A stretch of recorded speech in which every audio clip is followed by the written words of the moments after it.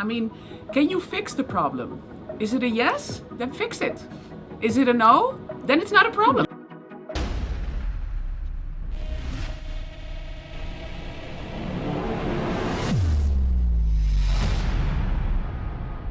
Hey guys, I'm so grateful that Laura Hof is here. She's like awesome person that you have ever met in your life. So thank you so much, Laura, for coming. Thank you so much for having me here. It's a pleasure. Yeah, likewise, really.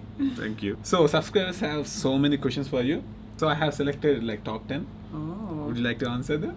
Of course, let's get it on with. Yes. So one of our subscribers is asking how to reduce anger and concentrate on spiritual power. Beautiful. Those are actually two questions. Yes. So the first one is how to reduce anger.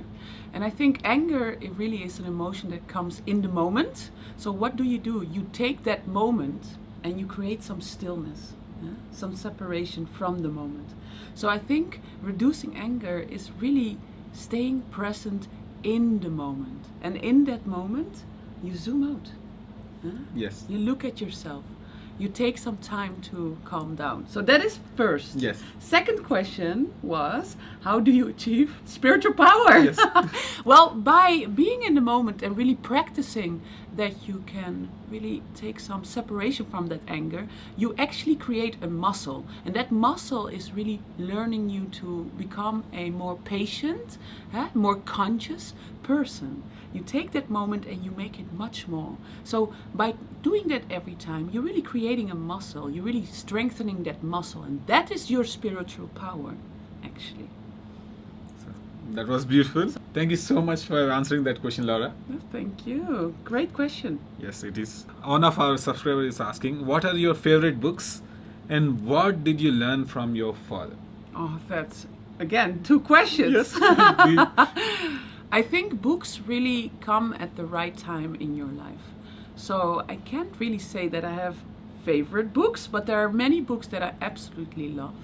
I think The Power of Now is really such a book that has transformed the way that I look at life.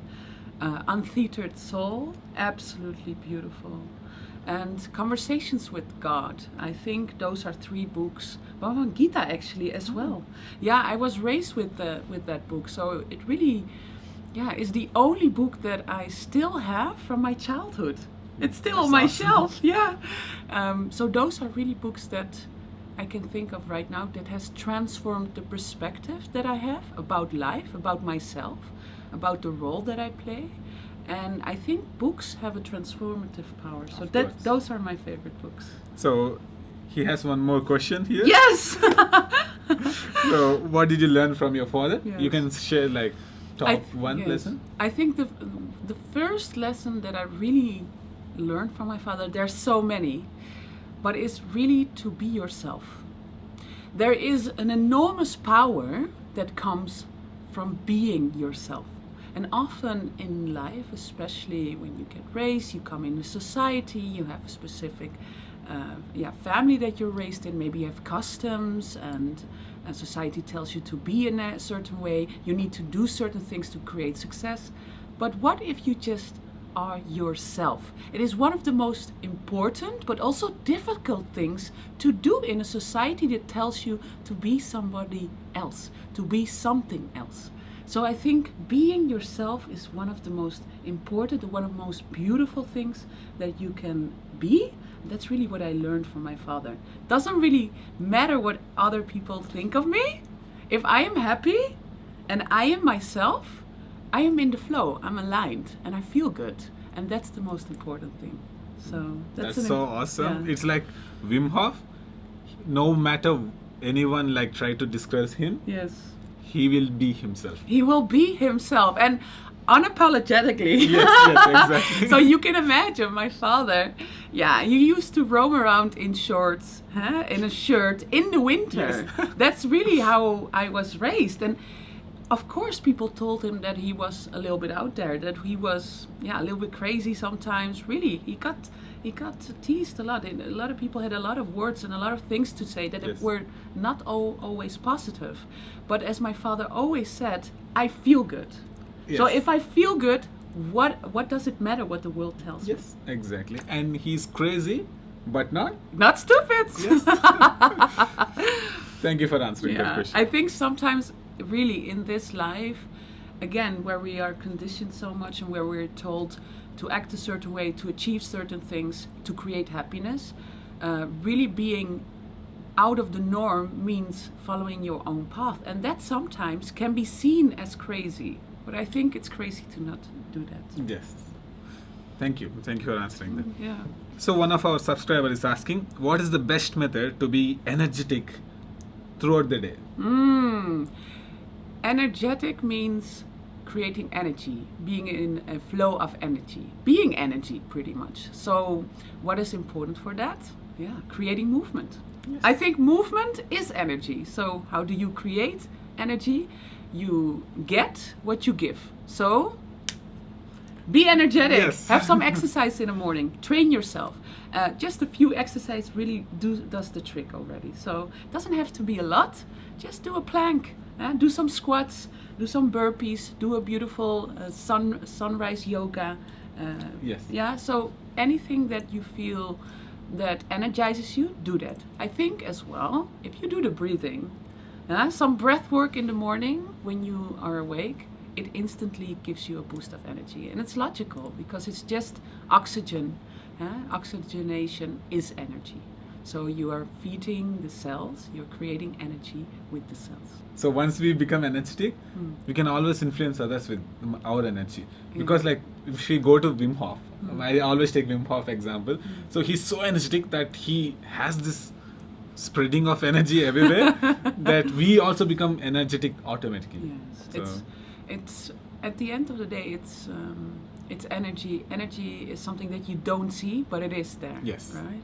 So, and that's movement, and that can spread everywhere. So, always think of yourself not in being energetic yourself. You're also spreading whatever it is that you are. yes. So another subscriber is asking how to become a confident person in our life. I have selected this question because like you are one of the most confident person I have ever seen. So you are the best person to answer this question. Oh, that is so sweet. For me, I don't consider myself as a confident person per se. But what I do believe, and there we go, you have to have self-confidence. You have to have self-belief. And that is having trust in yourself, in the way you think. Every person is perfect the way they are. And everybody has a different path, their own path, and their own way. You just have to have some faith and some belief in yourself. This is very important.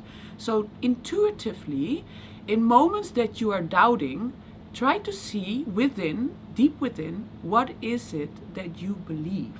Yeah? So listen more to that inner voice of yourself. And then really get determined.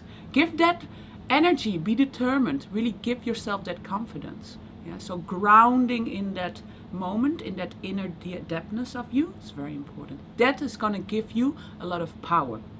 Yeah? So it's really self-belief. It's also a muscle that you can train. Yes, thank you so much. So the next question is how to forget our past incidents or bad things. I don't think per se you need to forget about your past.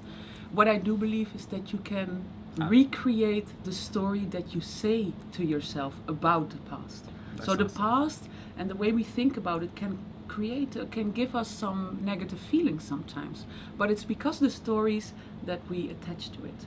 So how do you see the past? Do you see it as something that overcame you and that it was a very negative thing in your life?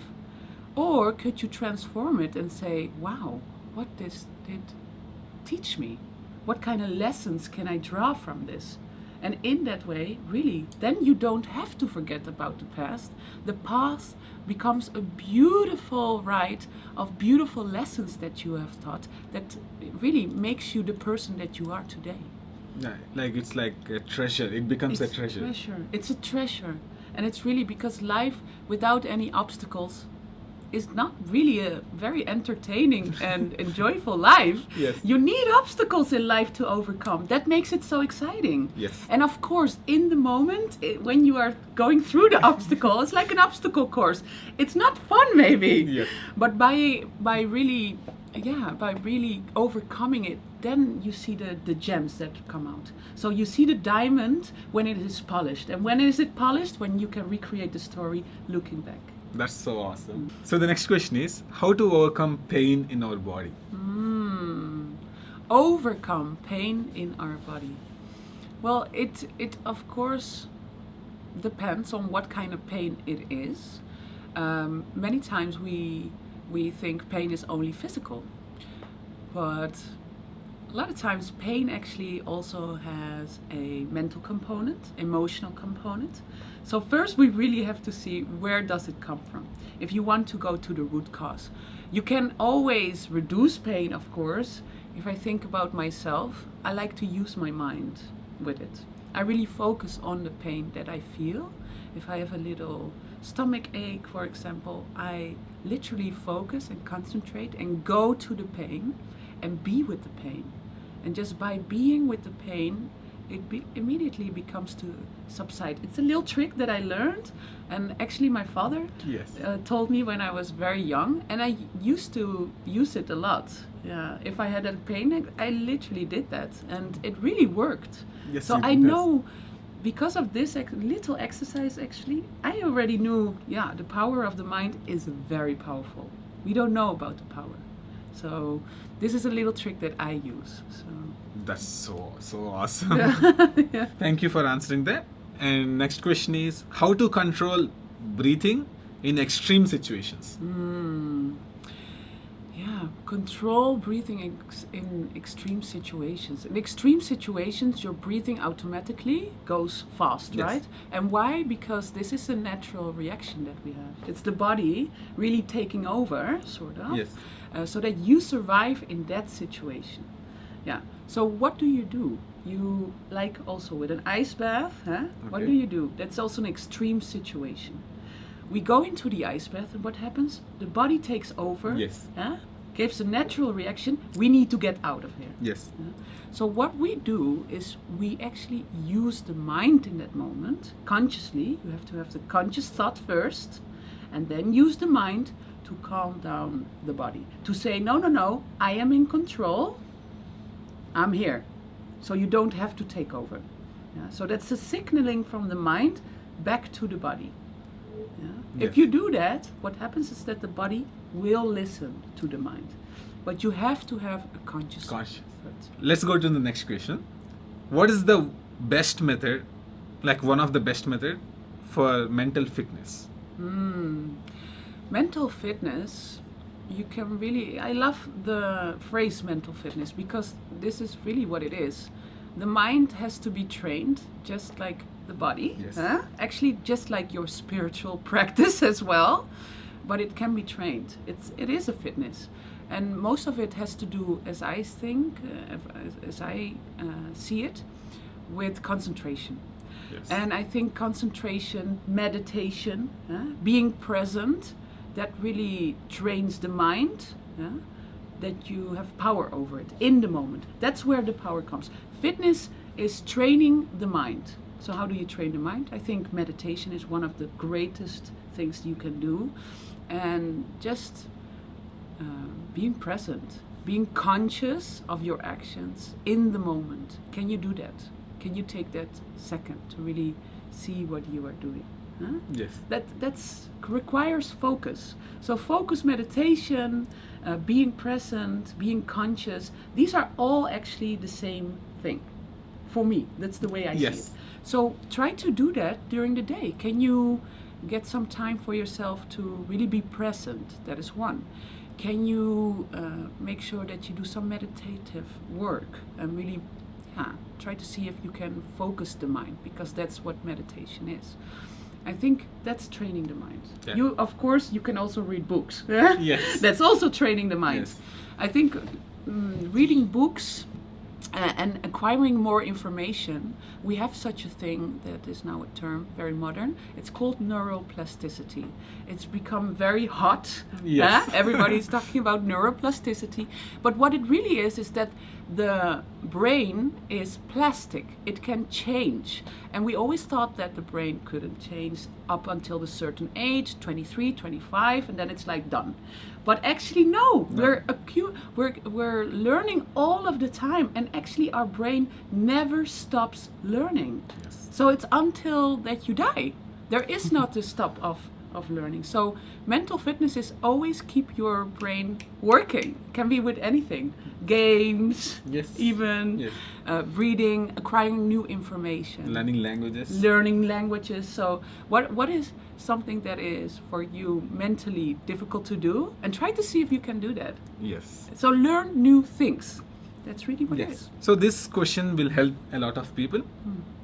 The subscriber is asking how to keep striving for our goal in spite of problems, duties, and feeling of losing everything. This is a beautiful question, and I think one of the most important things to have in life is to have a why. To have something bigger than yourself, than your own problems that you strive for. Because if you do that, then it's not only about your problems. Your life becomes of service for something much bigger. And you can see these problems then more in perspective. So I think it is knowing your why. What do you want to give in life? What do you want to share in life? How is your life going to matter? And that, I think, is having something that is bigger than you or your problems. So that's the real solution. That's really the solution. Yes. Yeah, maybe practically speaking, I don't know. Like, what is it in the moment? Yeah, in the moment. I don't know. It depends on the problem. I mean, can you fix the problem? Is it a yes? Then fix it. Is it a no? Then it's not a problem. Yes. That's a great Right? statement. Yes. So then you have to change your perspective regarding the problem. That's really how I do it. That's awesome. Yeah, yeah. So then it's not a problem. It's actually you being the problem. You getting in the way. That's awesome. Right? That's awesome. So Laura, I have a personal question. What is one thing that people don't know about Wim Hof? That he loves macaroni Okay. with ketchup. Yeah, it's the most weird thing on earth. But I still remember when I was very little that he used to make macaroni and ketchup, and he absolutely loves it. Yes. It's not the healthiest Yeah. on earth, but he loves it. That is something that they don't know. That's awesome. So thank you so much, Laura, It was a for pleasure. spending your valuable time with us. You have given so much value in this video, and I hope at least one person will inspire, and through him, many more will. I hope that we have given some value. Thank you so You did. much for Thank inviting you me. so You are much. amazing. We are amazing. You are amazing. You are amazing.